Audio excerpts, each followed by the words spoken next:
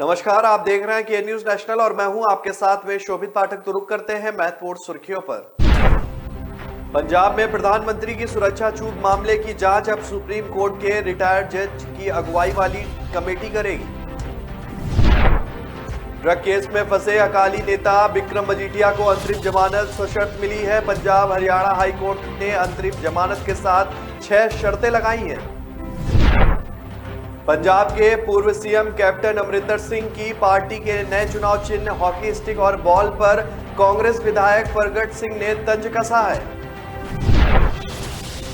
Corona का नया variant Omicron अब पूरी दुनिया में फैल चुका है। वर्ल्ड हेल्थ ऑर्गेनाइजेशन ने ओमिक्रॉन को वेरिएंट ऑफ कंसर्न की सूची में डाल दिया है।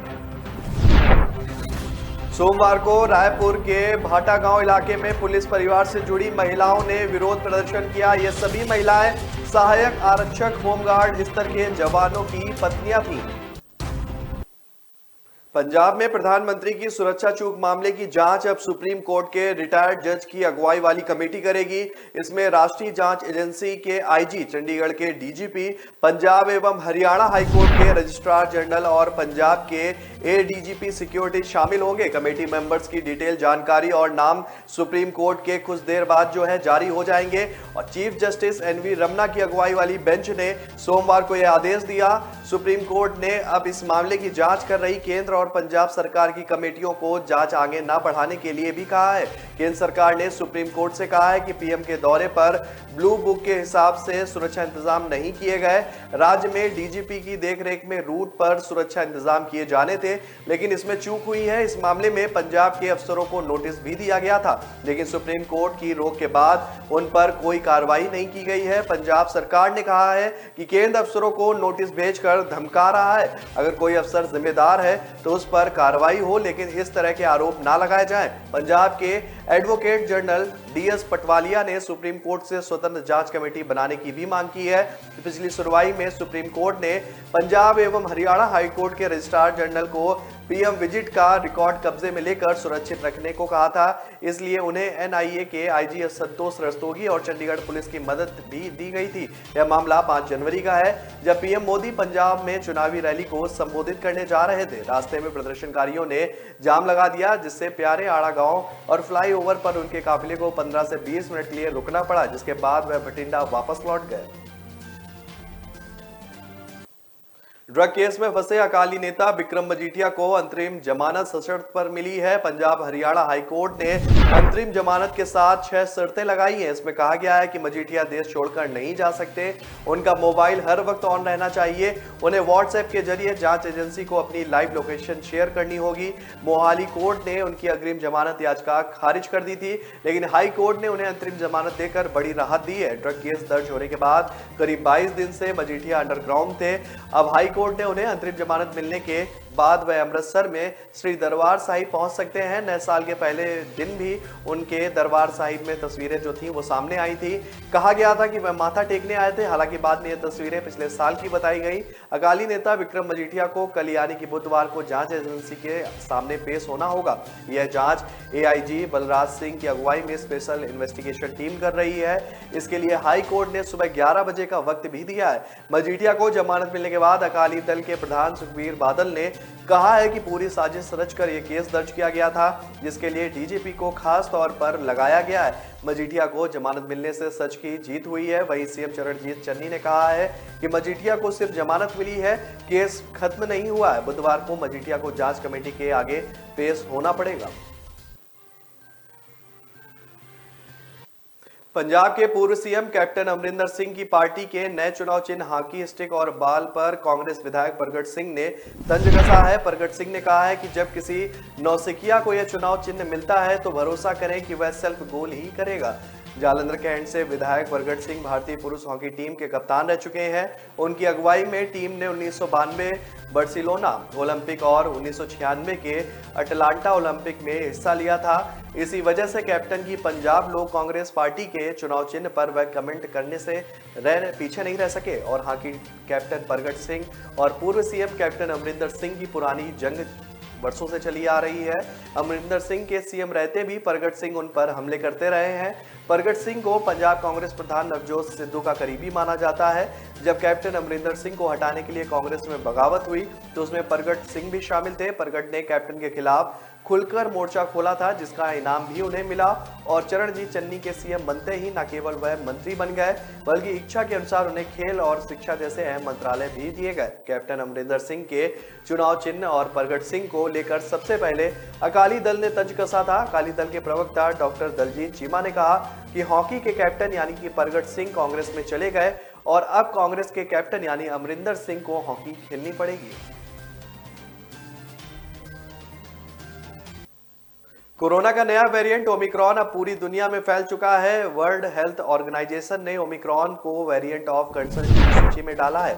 अब इस वेरिएंट के भी 3 नए सब वेरिएंट सामने आए हैं, यानी इससे अपने 3 नए स्वरूप बना लिए और इंडियन साइंटिस्ट ने इसमें से एक सब वेरिएंट BA.1 नाम दिया है, जिसका जीनोम स्कैनिंग करने वाले इंडियन वायरोलॉजिस्ट का दावा है कि BA.1 ओमिक्रॉन से भी ज्यादा तेजी से फैल रहा है और महाराष्ट्र व कुछ अन्य राज्यों में यह तेजी से डेल्टा वेरिएंट को ठिकाने लगाकर उसकी जगह लोगों को सबसे ज्यादा संक्रमित करने का काम कर रहा है। हालांकि साइंटिस्ट अभी यह तय नहीं कर पाए हैं कि तेजी से संक्रमण फैलने के बावजूद यह नया सब वेरिएंट खतरनाक है या नहीं। वायरोलॉजिस्ट का कहना है कि ओमिक्रॉन वेरिएंट आगे 3 सब वेरिएंट B.1, B.1.2 और B.1.3 में बढ़ गया है। ओमिक्रॉन के नए सब वेरिएंट B.1.2 के कई मामले साउथ अफ्रीका, ऑस्ट्रेलिया और कनाडा में भी मिले हैं, जबकि तेजी से भारत में यह फैलता दिखाई दे रहा है। डिपार्टमेंट ऑफ बायोटेक्नोलॉजी के वायरोलॉजिस्ट के मुताबिक BA.1 अपनी तेजी से विकास की प्रवृत्ति के कारण बहुत तेजी से पैर पसार रहा है और यही ओमिक्रॉन का मूल वंश है, यानी कि इसमें ओमिक्रॉन के सबसे ज्यादा गुण है। मौजूदा तीसरी लहर में नए मामलों में जो बढ़त देखने को मिल रही है उसमें इसका बड़ा योगदान है। इसी वजह से ही अधिकांश मरीजों में बहुत हल्के लक्षण देखने को भी मिले हैं। इसकी वजह से अस्पताल में बहुत कम मरीज भर्ती भी हुए हैं।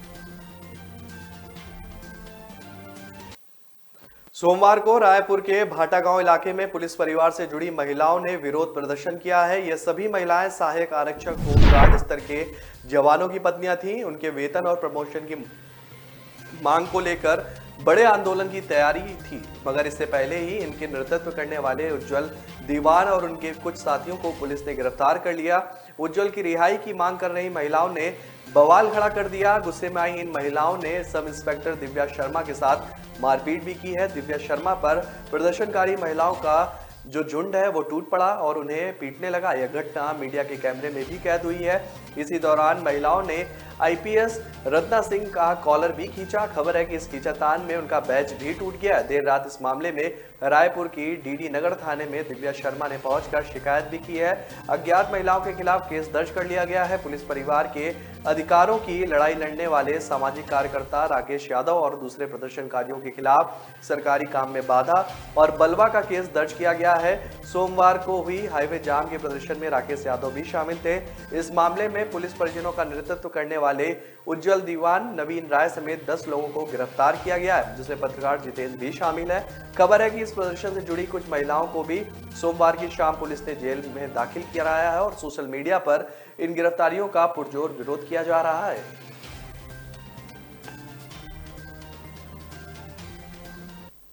तो ब्रेक पर जाने से पहले रुक करते हैं अब तक की सुर्खियों पर। पंजाब में प्रधानमंत्री की सुरक्षा चूक मामले की जांच अब सुप्रीम कोर्ट के रिटायर्ड जज की अगुवाई वाली कमेटी करेगी। ड्रग केस में फंसे अकाली नेता विक्रम मजीठिया को अंतरिम जमानत सशर्त मिली है। पंजाब हरियाणा हाई कोर्ट ने अंतरिम जमानत के साथ 6 शर्तें लगाई हैं। पंजाब के पूर्व सीएम कैप्टन अमरिंदर सिंह की पार्टी के नए चुनाव चिन्ह हॉकी स्टिक और बॉल पर कांग्रेस विधायक प्रगट सिंह ने तंज कसा है। कोरोना का नया वेरिएंट ओमिक्रॉन अब पूरी दुनिया में फैल चुका है। वर्ल्ड हेल्थ ऑर्गेनाइजेशन ने ओमिक्रॉन को वेरिएंट ऑफ कंसर्न की सूची में डाल दिया है। सोमवार को रायपुर के भाटा गांव इलाके में पुलिस परिवार से जुड़ी महिलाओं ने विरोध प्रदर्शन किया। ये सभी महिलाएं सहायक आरक्षक होमगार्ड स्तर के जवानों की पत्नियां थीं। न ऐश का न द्वेष का, यह दंगल है देश का। सुलगती समस्याओं के झुलसते सवालों का होगा दंगल देश का। प्रशासन के प्रश्नों को लेकर होगा दंगल देश का। शिक्षा, स्वास्थ्य, समाज, कानून और व्यवस्था के आज क्या है हालात। सोमवार से शुक्रवार रोज रात 8 बजे जलपा क्षत्रिय के साथ दंगल देश का। ब्रेक के बाद फिर स्वागत है आपका। रुक करते हैं आगे की खबरों पर। बिहार के CM Nitish Kumar corona positive हो चुके हैं। सीएमओ ने ट्वीट करके ये जानकारी दी है। सीएमओ की तरफ से आई जानकारी के मुताबिक CM Nitish Kumar home isolation में रहेंगे। सीएम नीतीश कुमार ने कोरोना के बढ़ते संक्रमण को लेकर अपने सभी कार्यक्रमों को स्थगित कर दिया है। उन्होंने पिछले कार्यक्रम समाज सुधार अभियान के तहत औरंगाबाद गए थे। इसमें मद्य निषेध मंत्री सुनील कुमार कोरोना संक्रमित थे। हालांकि उनके बाद पूरे प्रदेश में नाइट कर्फ्यू और नया कोरोना गाइडलाइन भी जारी कर दिया गया था। इसके बावजूद सीएम हाउस में लगातार स्टाफ और सुरक्षाकर्मी कोरोना संक्रमित पाए गए थे। ऐसे में सीएम नीतीश कुमार भी कोरोना संक्रमित हो गए हैं। बिहार में CM Nitish Kumar, deputy CM Tarkishore Prasad और deputy CM Renu Devi, SC/ST कल्याण मंत्री संतोष कुमार सुमन, खार भूतत्व मंत्री जनक राम, भवन निर्माण मंत्री अशोक चौधरी, उत्पादन मध्य मंत्री सुनील कुमार और इनको भी कोरोना हो चुका है। वहीं जेडीयू के राष्ट्रीय अध्यक्ष लल्लन सिंह भी कोरोना संक्रमित हो गए हैं। हालांकि उनकी आज जो रिपोर्ट है वो नेगेटिव आई है। सीएम नीतीश कुमार के सरकारी आवास पर एक मार्ग के लगातार स्टाफ कोरोना जो है वो संक्रमित हो रहे थे। सीएम नीतीश कुमार को दूसरी जगह यानी कि 7 सर्कुलर रोड शिफ्ट किया जा रहा है। हालांकि नीतीश कुमार खरमास के बाद 7 सर्कुलर रोड में शिफ्ट करेंगे। कोरोना के बढ़ते संक्रमण को लेकर ही यह फैसला लिया गया है। पश्चिमी विक्षोभ के चलते हरियाणा में पिछले 5 दिन में 52.6 मिमी औसतन बारिश हुई है। आज 11 जनवरी दिन मंगलवार से मौसम साफ रह जाने का भी अनुमान है, लेकिन कड़ाके की सर्दी का दौर भी शुरू हो चुका है। 15 जनवरी तक शीतलहर चलने और घना कोहरा छाने का येलो अलर्ट भी जारी किया गया है। बारिश की नमी के बीच मंगलवार सुबह छाए घने कोहरे के कारण ठिठुरन बढ़ गई है। मंगलवार से अगले 5 दिनों तक न्यूनतम तापमान 6 डिग्री व अधिकतम तापमान 18 डिग्री आसपास रह सकता है। बारिश के कारण मौसम में नमी बढ़ने से ही गहरी धुंध छाई हुई है। चौधरी चरण सिंह हरियाणा कृषि विश्वविद्यालय के कृषि मौसम विभाग के अध्यक्ष डॉक्टर मदन किचड़ ने बताया कि पश्चिमी विक्षोभ व अन्य मौसम प्रणालियों के कारण प्रदेश के अधिकांश क्षेत्रों में 5 से 9 जनवरी तक गरज चमक के साथ बारिश दर्ज की गई थी। बारिश के बाद अब 15 जनवरी तक मौसम परिवर्तनशील मगर खुश्क रह सकता है। इस दौरान उत्तर व उत्तर पश्चिमी क्षेत्र में हवा चलने से रात्रि के तापमान में भी गिरावट तथा दिन के तापमान में हल्की बढ़ोतरी होने की भी संभावना है। इस दौरान राज्य में कहीं सुबह व देर रात्रि को धुंध भी देखने को मिल सकती है। इसके साथ ही आगामी दिनों में शीतलहर चलने की भी संभावना बन रही है। गजवा सौदा के दमोह जाने वाली विंध्याचल एक्सप्रेस में सोमवार रात एक युवती ने युवक के चेहरे पर एसिड अटैक कर दिया है। चलती ट्रेन में युवक को झुलसता देख ट्रेन में सवार व्यक्ति ने कंबल डालकर जो है वो आग बुझाई। घटना गजबा सौदा रेलवे स्टेशन के आउटर पर रात 8:30 बजे D4 कोच में हुई है। जीआरपीएफ अफसरों के मुताबिक रात में भोपाल निवासी सचिन साहू के झुलसने की सूचना मिली थी। गंभीर हालत में अस्पताल में भर्ती कराया गया। सचिव के भाई लोकेश साहू ने बताया कि सचिव विदिशा में ऑफिस में काम करता है। 1.5 महीने पहले ही उसने नौकरी ज्वाइन की थी। घटना के वक्त ट्रेन में मदन बंसल भी थे। मदन का कहना है कि रात में नीचे की सीट पर पत्नी बैठी थी, मैं और बच्चे ऊपर की सीट पर थे। अचानक बेटी चिल्लाई कि पापा आग लग गई है। देखा तो हमारी सीट के करीब की एक व्यक्ति आया, उसके चेहरे पर आग लगी हुई थी। मैंने जो कंबल ओढ़ा था वही उस व्यक्ति के चेहरे पर 4-5 बार डाल दिया और इससे आग बुझ गई। पत्नी और बेटी भी घायल हो गए हैं। किसी युवती ने उसके ऊपर एसिड फेंका है। युवक का चेहरा और हाथ पूरी तरह से झुलस गए हैं। अभी युवक भी कुछ बोलने की स्थिति में नहीं है, इसलिए उसके बयान नहीं दर्ज हो पाए। रेलवे एसपी ने मामले की जांच कर कार्रवाई की जांच के आदेश भी दिए हैं। एसपी ऑफिस और राजनीतिक पार्टियों के दफ्तरों में कोरोना संक्रमण ने दस्तक दे दी है। बीते 2 सप्ताह में प्रदेश मंत्रालय से लेकर एसडीएफ दफ्तर तक संक्रमण पहुंच गया है। इस दौरान प्रदेश में नेता, अफसर, डॉक्टर और पुलिसकर्मी संक्रमित हुए हैं। 2 सप्ताह के अंदर शिवराज सरकार के 2 मंत्री भी संक्रमित हो गए हैं। केंद्रीय मंत्री ज्योतिरादित्य सिंधिया के पीए भी संक्रमित हो चुके हैं। 2 जिलों के कलेक्टर समेत 10 बड़े अफसर भी कोरोना की चपेट में आ गए हैं। 3 जज भी पॉजिटिव मिले हैं। सरकारी रिकॉर्ड के अनुसार मंत्रालय में कोविड की एंट्री दिसंबर में तरुण पिथौड़े के कोविड संक्रमित होने के बाद हुई थी। इसके बाद अगले 2 सप्ताह में मंत्रालय में पदस्थ अफसरों से लेकर जिला कलेक्ट्रेट, एसपी, एसडीएम तक संक्रमित हो चुके हैं। आलम यह है कि अब हर रोज प्रदेश के सरकारी दफ्तरों से लेकर कर्मचारी तक पॉजिटिव आ रहे हैं। बावजूद राज्य सरकार ने कोविड के बढ़ते संक्रमण को रोकने के लिए अब तक ना तो सरकारी दफ्तरों में कर्मचारियों के आने की ना तो संख्या सीमित की है और ना ही दूसरी बंदिशें लगाई है। इसके चलते सरकारी दफ्तरों में दहशत का माहौल भी बन गया है। अलीगढ़ में सोमवार सुबह सफाई कर्मी को गोली मारकर उसकी हत्या कर दी गई। सिविल लाइंस के सेंटर पॉइंट चौराहे पर सिक्योरिटी गार्ड ने वारदात को अंजाम दिया है।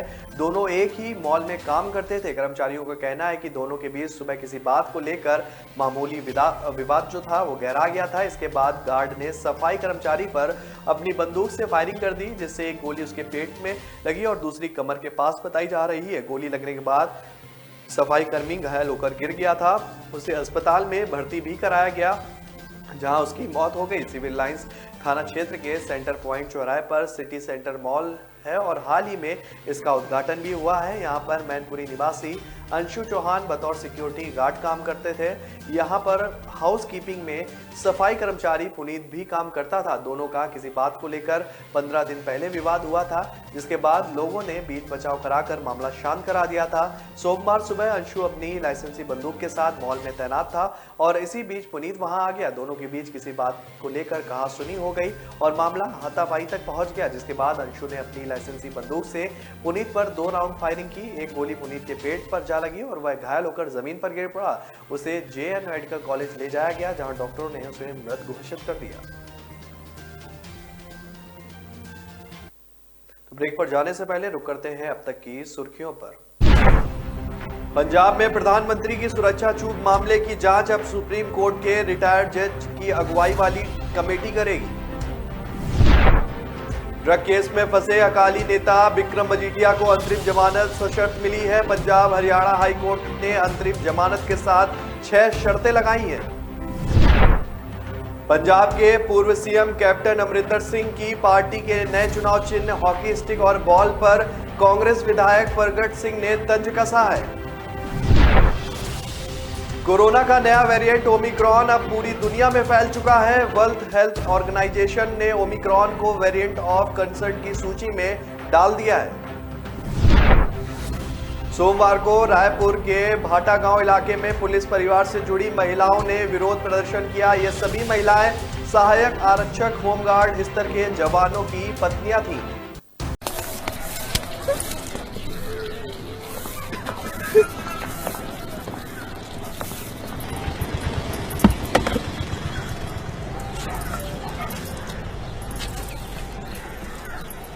पता है कल ऑफिस जाते हुए क्या हुआ?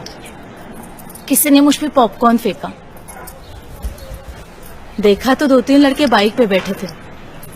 फिर मेरा पीछा करने लगे और छेड़ने लगे ये कह के कि अरे मैडम, आपके बॉल में मेरा पॉपकॉर्न अटक गया है, जरा वापस कर दो ना। क्या करे, कितनों को समझाए। Share your story with your son. Don't let what happened to you happen to another woman. Break के बाद फिर स्वागत है आपका। रुक करते हैं आगे की खबरों पर।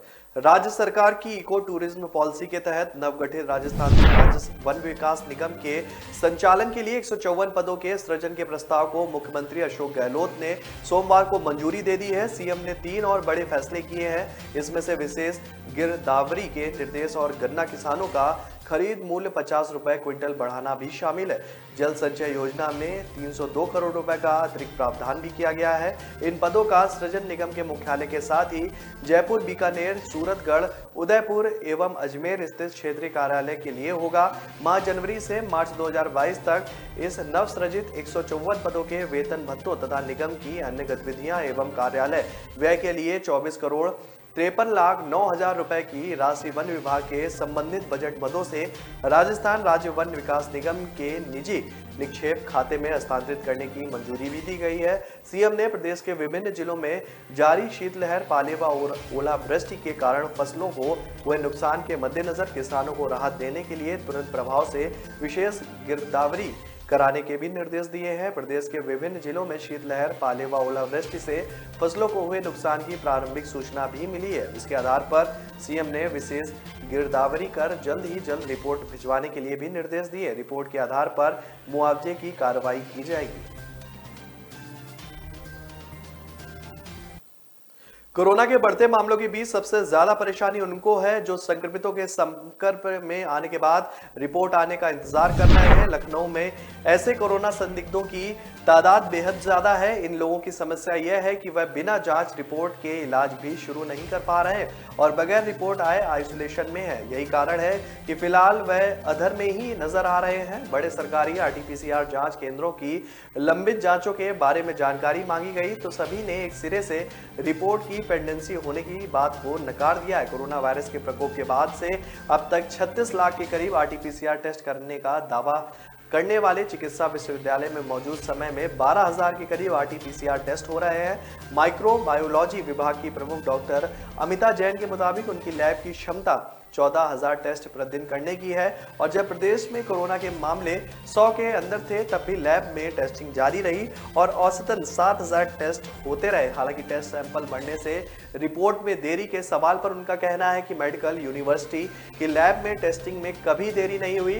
हर साल में 24 घंटे के अंदर सैंपल की रिपोर्ट जारी होती जाती है और यही हमारी सबसे बड़ी खूबी रही है। उन्होंने यह भी जोड़ा है कि यदि किसी को सैंपल देने के बाद 24 घंटे में रिपोर्ट नहीं मिली तो यह माने कि समय रहते सैंपल लैब में सबमिट नहीं किया गया।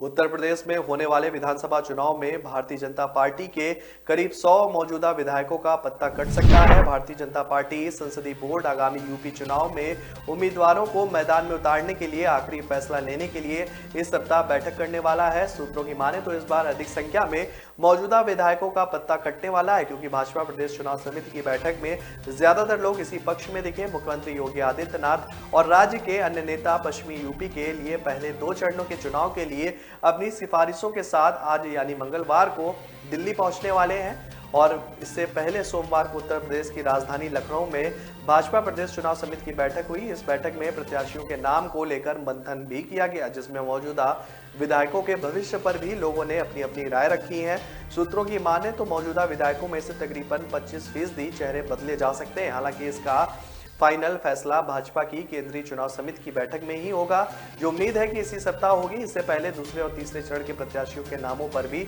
चर्चा की जाएगी। फिलहाल लखनऊ के बाद अब आज यानी कि मंगलवार को दिल्ली में केंद्रीय नेताओं यानी कि कोर ग्रुप की बैठक हो चुकी है और इस बैठक में उम्मीदवारों के नाम पर फाइल की चर्चा भी की गई है।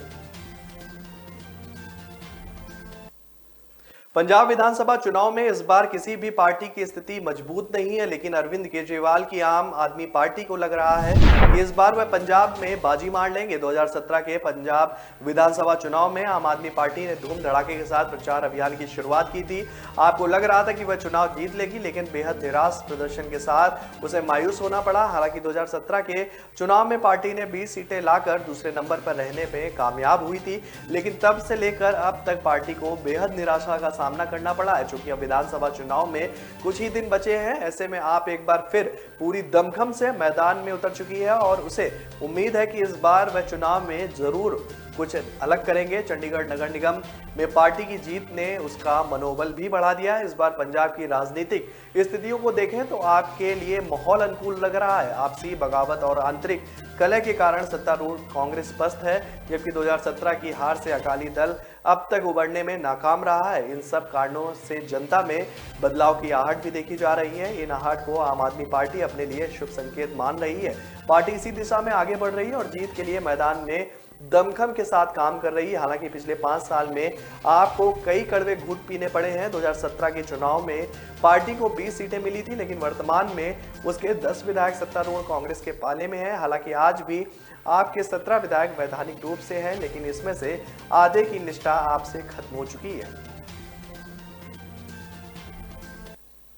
उत्तर प्रदेश का कानपुर और कन्नौज में करोड़ों रुपए मिलने और सोने की ईंट मिलने के बाद से ही इत्र कारोबारी पीयूष जैन जेल में बंद है। डीजीजीआई की रेड में पीयूष जैन के खिलाफ टैक्स चोरी के सबूत मिले थे, जिसके बाद से ही इत्र कारोबारी मुसीबत में है और अब इस मामले में खुद उसने डीजीजीआई के सामने कबूल किया है कि उसने घर से जो 196 करोड़ रुपए कैश मिले हैं वह इत्र के कारोबार से ही कमाए हैं। खुद पीयूष जैन ने स्वीकार किया है कि उसने इत्र कारोबार से वस्तु एवं सेवा कर की चोरी कर 196 करोड़ रुपए की धनराशि इकट्ठा कर ली थी।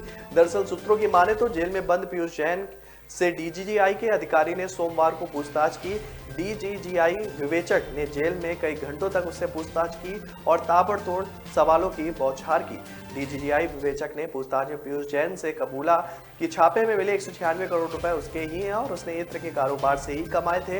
इतना ही नहीं, पीयूष जैन इत्र के कच्चे माल समेत खरीद बिक्री के बिल नहीं काटता था और इस तरह से इतना धन अर्जित किया गया। उसने ना तो कच्चा माल खरीदने में इनवाइस ली और ना ही तैयार माल बेचने में इनवाइस दी। हालांकि पीयूष जैन डीजीजीआई अहमदाबाद की ओर से विवेचक को बता नहीं रहा है कि आखिर यह खरीद बिक्री किसकी और किसके कहने के बाद की गई थी। डीजीआई ने कोर्ट से 14 दिन की रिमांड की मांग भी की थी, जिसे कोर्ट ने स्वीकार कर लिया है और कोर्ट ने पीयूष का 23 जनवरी तक के लिए रिमांड जो है वो बढ़ा दी है। आपको बता दें कि बीते दिनों डीजीजीआई की छापेमारी में पीयूष जैन के घर से करीब 197 करोड़ रुपए कैश बरामद हुए थे। तो फिलहाल इस बुलेटिन में मेरे साथ इतना ही। आगे की खबरों के लिए बने रहिए के न्यूज नेशनल के साथ। नमस्कार। पंजाब में प्रधानमंत्री की सुरक्षा चूक मामले की जांच अब सुप्रीम कोर्ट के रिटायर्ड जज की अगुवाई वाली कमेटी करेगी। ड्रग केस में फंसे अकाली नेता बिक्रम मजीठिया को अंतरिम जमानत सशर्त मिली है। पंजाब हरियाणा हाई कोर्ट ने अंतरिम जमानत के साथ 6 शर्तें लगाई हैं। पंजाब के पूर्व सीएम कैप्टन अमरिंदर सिंह की पार्टी के नए चुनाव चिन्ह हॉकी स्टिक और बॉल पर कांग्रेस विधायक प्रगट सिंह ने तंज कसा है। कोरोना का नया वेरिएंट ओमिक्रॉन अब पूरी दुनिया में फैल चुका है। वर्ल्ड हेल्थ ऑर्गेनाइजेशन ने ओमिक्रॉन को वेरिएंट ऑफ कंसर्न की सूची में डाल दिया है। सोमवार को रायपुर के भाटा गांव इलाके में पुलिस परिवार से जुड़ी महिलाओं ने विरोध प्रदर्शन किया। ये सभी महिलाएं सहायक आरक्षक होमगार्ड स्तर के जवानों की पत्नियां थीं।